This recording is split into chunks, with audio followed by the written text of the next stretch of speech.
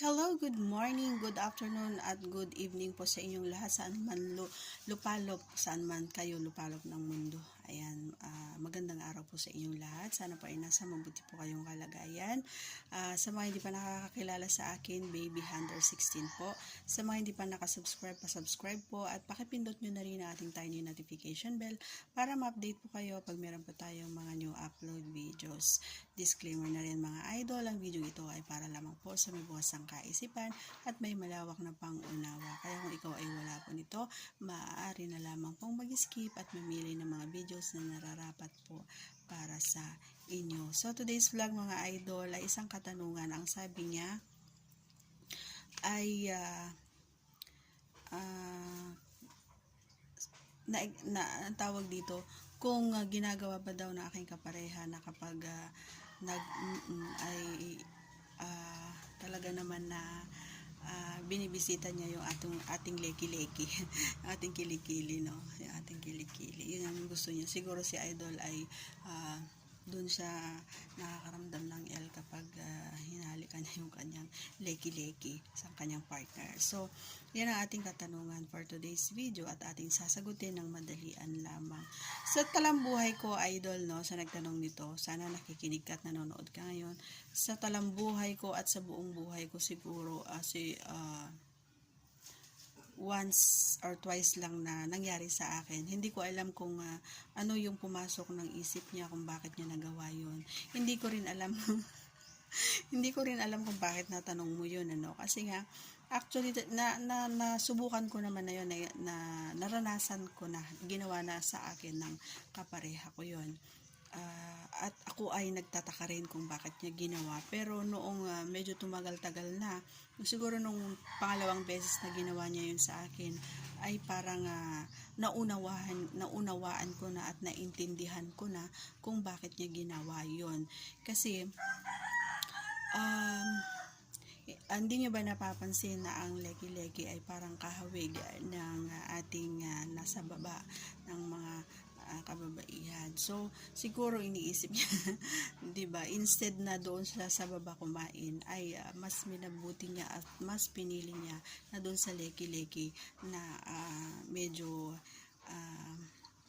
samyu-samyuin at alam mo yun, dila-dilahan ng ating leki-leki. So, hindi ko naman siya masisi, pero dahil naramdaman ko na talaga naman na doon siya humuhugot, kumbaga, ng enerhiya. O, doon siya kumuha ng parang hudyat, kasi nga medyo hindi pa ganoon na kasigla yun si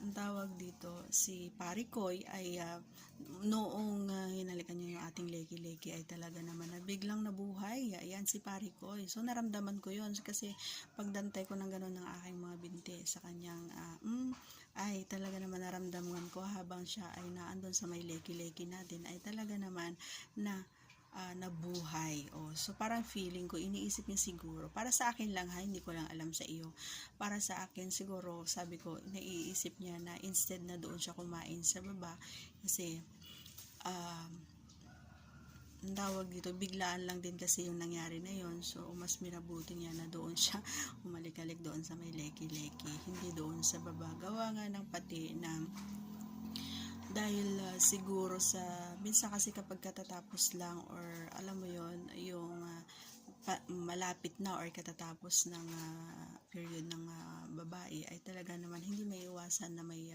medyo may amoy pa rin kahit hugasan mo ng hugasan yan, meron at meron amoy pa rin yan. So kaya minsan ang ginagawa ko kapag yung katatapos lang or yung before na alam ko na magkakaroon na ay talaga naman na hindi ko talaga kain, ayun si Pechay, kasi nga alam ko naman na syempre parang awkward para sa akin na may maamoy siya or diba na masangsang gano'n. So iniiwasan ko talaga. So kahit na gusto niya na pumunta doon sa baba ko ay iniiwasan ko, hinihila ko siya pataas para doon na lang sa leki-leki or di kaya doon na lang sa aking harapan para mas gaya ng sinabi ko, pinakagusto ko na ginagawa niya yung pag nasa harapan na siya at yung lalong-lalo na talaga naman na madiin. Kumbaga hindi, alam mo yung mild na mild lang yung ginagawa niya na pagdila doon sa ating harap. Yun doon sa pasas, kumbaga na paborito. Yung gustong-gusto ko talaga na ginagawa. Ito talaga naman na nakakaramdam talaga ako na pagka basa, oo, basang-basa talaga si Pechay kapag naandun na siya. Kahit na hindi niya na kainin si Pechay, ay okay lang sa akin. Basta naka front siya doon sa aking pasas or doon sa ating yapa pa, 'di ba? So kailangan lang talaga na kahit hindi nagsasalita yung partner nyo, ay alam mo yung bawat kilos niya, alam mo yung pag tumingin siya sa'yo, alam mo yung ibig sabihin ng mga mata niya, pero dapat mas matutunan mo na basahin kung ano yung nasa utak niya or kung ano yung ikinikilos nyo, kinikilos ng mga kapareha nyo. Gaya ng sinasabi ko, communication is the key pa rin talaga, pero marami pa rin ang nahihiya, kumbaga mga mahiyain. So, kailangan pa rin talaga na unawain natin kung ano yung mga kilos nila.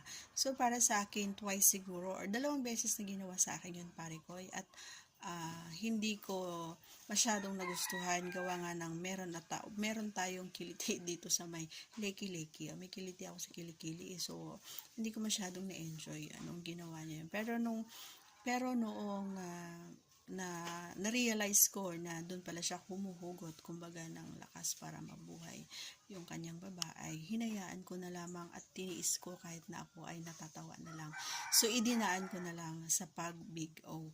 Kaya, yun, hindi niya napansin na natatawa na ako kasi pinipigilan ko na. So, ang ginawa ko na lang ay nilakasan ko na lang yung ating pagbibig para hindi niya mapansin na tayo ay natatawa or nakikiliti na. So, yun lang. Maraming salamat sa iyong katanungan. Once again, please don't forget to subscribe and click our tiny notification bell para ma-update po kayo pag meron po tayong mga new upload videos. See you guys. Ayan, God bless po. See you on our next vlog. Bye-bye!